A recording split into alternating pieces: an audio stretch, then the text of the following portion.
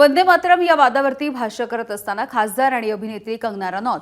हिने काँग्रेसची तुलना पाकिस्तानसोबत केली आहे। पाकिस्तानच्या लोकांनाही एवढा त्रास झाला नसेल जेवढा त्रास काँग्रेसच्या नेत्यांना झाला असं वक्तव्य कंगना रनौतने केलंय। तसंच काँग्रेस देशासमोर स्वतःचं हसू करून घेतेय असं देखील कंगना म्हणाली।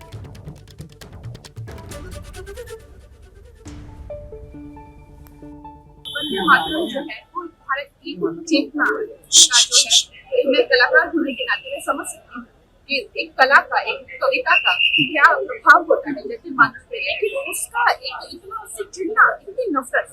और वो भी इतना उन्होंने कैमरा की ना प्रभाव करके उसको बंद कराने के लिए, जैसे मानो मैं कहूँगी कि